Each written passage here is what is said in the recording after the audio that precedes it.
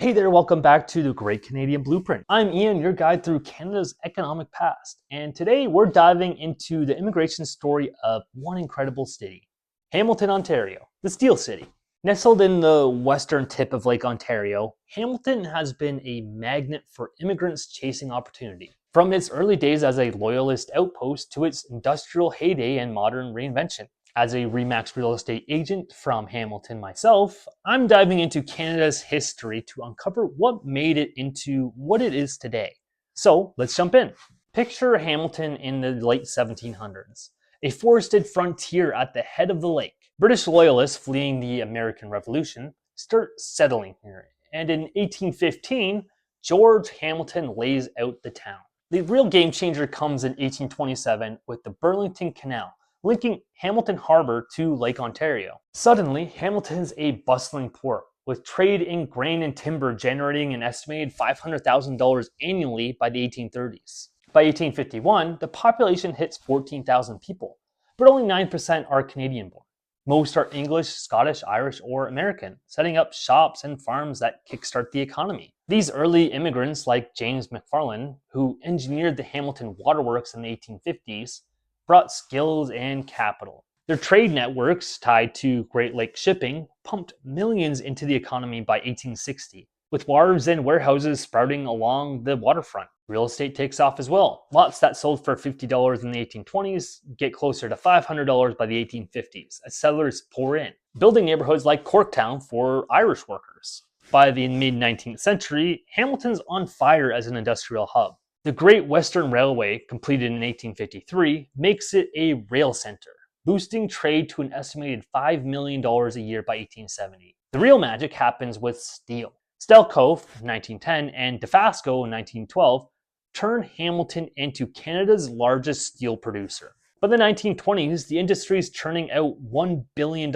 annually, with immigrant labor driving 30% of production. Italians, especially from Recalmuto, Sicily, flood in, settling around James Street North. By 1960s, 10,000 Sicilians call this Little Recalmuto, running businesses and working in mills.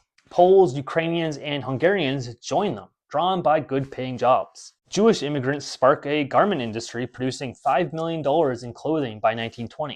The 1916 machinist strike involving 2,000 workers, many immigrants, secures better wages during World War I's economic boom, adding $10 million to construction by 1930.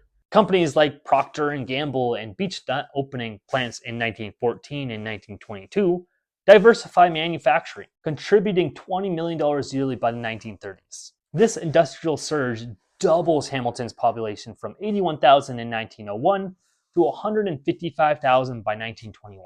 After World War II, Hamilton keeps drawing in immigrants, displaced Europeans like Italians, Dutch, and Germans, followed by Asians, Africans, and Middle Easterns post-1967, thanks to Canada's point-based immigration system. The 1946 Stelco strike, a landmark for labor rights, shows immigrant workers pull, boosting wages and adding $50 million to the economy by 1950. By 2001, Hamilton's census metropolis area has 155,000 immigrants, or 23.4% of the population. The economy shifts as steel declines. Manufacturing jobs dropped from 22% to 12% between 2003 and 2013. Healthcare, education, and tech take over, with McMaster University and the David Braley Research Institute adding $2 billion annually by 2023.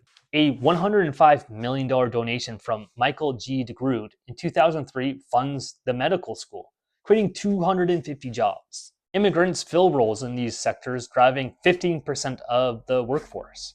By 2023, Hamilton's economy hits $45 billion, with immigrant-led businesses adding $1 billion annually. Real estate reflects this growth. The population climbs from 155,000 in 1921 to roughly 570,000 in 2021. Suburbs like Stony Creek and Ancaster boom, with homes costing $5,000 in 1950, rising to $50,000 by 1980. In 2025, the median home price in Hamilton is $788,000. Today, Hamilton's a cultural hub, with 25.9% of its population being immigrants in 2021. Top origins include India, Syria, and the Philippines, with South Asians and Filipinos leading visible minorities. Cultural festivals like Supercrawl draw in an estimated 50,000 visitors. The Hamilton's Immigration Partnership Council supports newcomers, boosting integration.